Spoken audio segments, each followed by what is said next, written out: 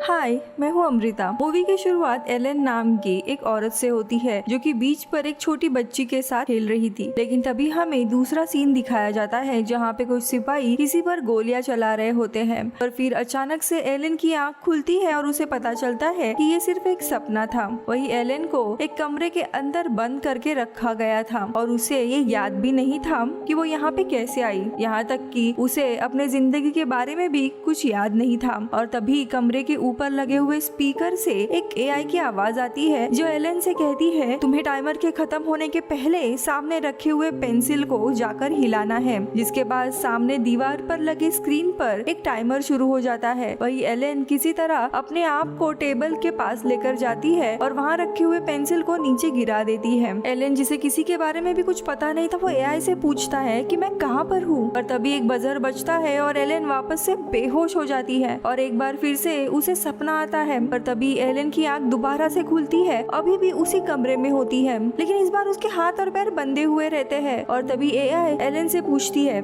अगर तुमने पेंसिल को जाकर वापस से नहीं हिलाया तो तुम्हारी बेटी को हम मार देंगे। अब ये सुनते ही एलन को कुछ फ्लैशबैक याद आने लगते हैं और उसे याद आता है कि समुद्र के किनारे खेलती हुई बच्ची दरअसल एवा उसी की बेटी है। एलन फिर एआई से पूछती है कि मेरी बेटी कहाँ पर है, मगर एआई उसे कुछ भी जवाब नहीं देती। वही अब टाइमर भी शुरू हो जाता है और इसीलिए एलन अपने जूतों की रस्सी से अपने हाथ की हथकड़ी को तोड़ देती है। जिसके बाद वो उस जूते को टेबल पर फेंकती है जिससे कि पेंसिल नीचे गिर जाती है और तभी बजर बज जाता है और एलन वापस से बेहोश हो जाती है। यहाँ पे एलन को दोबारा से सपना आता है जहाँ पे इस बार उसे सपना ठीक से याद आता है। वो देखती है कि ईवा गाना गा रही होती है और वो एलन को भी अपने साथ गाना गाने के लिए बोलती है, पर एलन गाते हुए जमीन पर लेट जाती है और वही सो जाती है। जिसके बाद एलन की आंख खुलती है इस कमरे के अंदर, पर इस बार उसके हाथ पैर खुले रहते हैं। यहाँ पे एलन कमरे से बाहर जाने का रास्ता ढूंढने लगती है, लेकिन वहाँ पे कोई भी खिड़की या दरवाजा नहीं होता। वही टेबल पर कुछ अजीब सा खाना भी रखा होता है जिसे एलन पूरा खा जाती है, पर तभी उसे प्लेट पर अपनी रिफ्लेक्शन दिखाई देती है और वो अपना चेहरा देखकर काफी हैरान हो जाती है। एलन के सर के पीछे उसे एक चोट लगी थी और अब वो एआई से पूछती है कि तुमने मेरे साथ क्या किया है,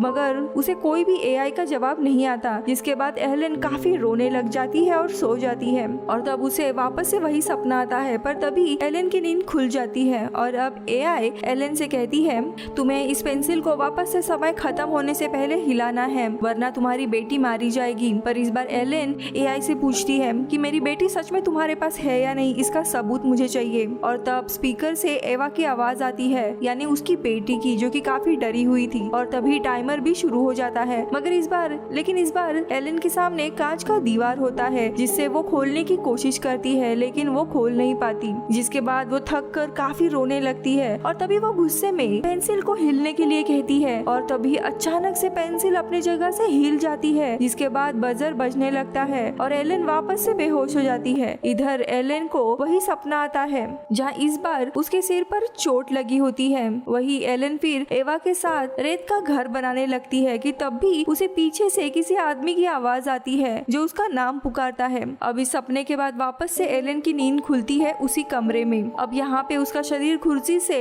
बांधा रहता है और उसके सर पर वैसी ही चोट लगी रहती है जैसे उसने सपने में देखी थी। और तभी एलन के सामने एक आदमी जमीन पर पड़ा दिखाई देता है जो एलन का नाम जानता था।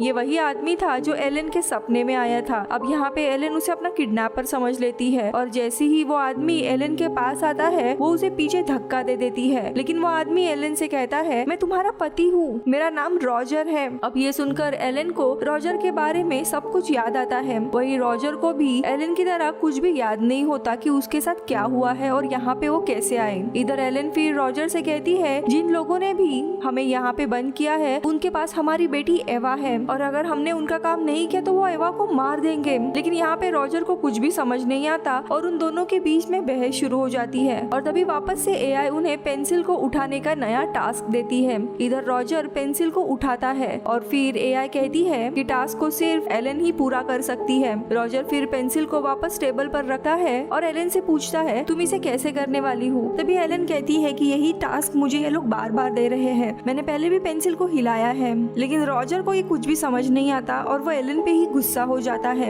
इन दोनों की बहस में एलन काफी गुस्सा हो जाती है और वो पेंसिल पर पर चीख देती है जिससे पेंसिल के 2 टुकड़े हो जाते हैं और ये देखकर रॉजर भी हैरान हो जाता है और वही एलन के कानों में से खून आने लगता है और तभी बजर बजता है और फिर एलन बेहोश हो जाती है। जिसके बाद एलन को वही सपना आता है और अब इस बार सपने में रॉजर भी होता है जो कि एलन के तरफ गुस्से से देख रहा होता है और तभी एलन की नींद खुलती है और इस बार कमरे में उसके और रॉजर के लिए खाना और पानी भी रखा होता है। इधर रॉजर एलन से कहता है, मुझे लगता है कि शायद तुम्हारे पास कोई शक्ति है और तुम मुझसे कुछ छुपा रही हो। जिस पर एलन कहती है, मेरे साथ क्या हो रहा है मुझे कुछ भी पता नहीं है। तभी रॉजर एलन से कहता है कि जब भी हमारे बीच में बहस होती थी तब तुम्हारे चीखने से ही घर की काफी चीजें टूट जाया करती थी। और यहाँ पे एलन को याद आता है कि ऐसा ही सच में हुआ करता था और उसके पास जरूर कुछ खास शक्ति है। इसके बाद रॉजर एलन को पीने के लिए पानी देता है और एलन फिर जमीन पर लेट जाती है। इधर रॉजर एलन से पूछता है वो आखिरी चीज क्या है जो तुम्हें याद है, लेकिन वो कुछ भी नहीं बताती।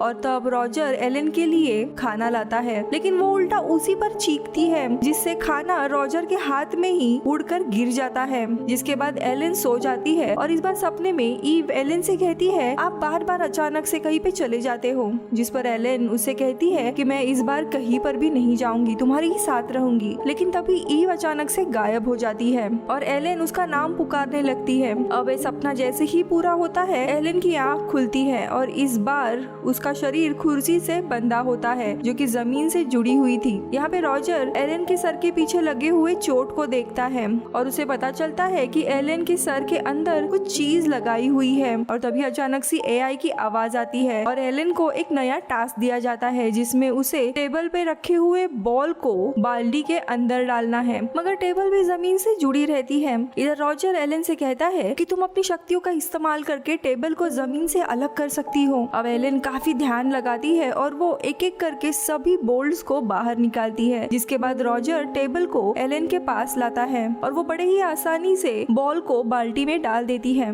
पर इस बार एलन बेहोश नहीं होती। और तब रॉजर एलन से उसके बुरे बर्ताव के लिए माफी मांगता है और तभी एलन को याद आता है कि वो तीनों भी एवा का जन्मदिन मनाने के लिए गए थे। अब इसके बाद ये दोनों भी बिना कोई सवाल किए किडनैपर के दिए हुए सारे टास्क को पूरा करने लगते हैं, जिसमें रॉजर एलन की मदद करता है। और यहाँ पे हर एक अगला टास्क पिछले टास्क से मुश्किल होते जा रहा था, जैसे कि इन्हें रेत से किला बनाना था। और हर एक टास्क के खत्म होने के बाद एलन के कानों से खून भी निकल रहा होता है। वही अब दोनों उन्हें दिए जाने वाले अजीब से खाने को खाकर खुद को जिंदा रख रहे होते हैं।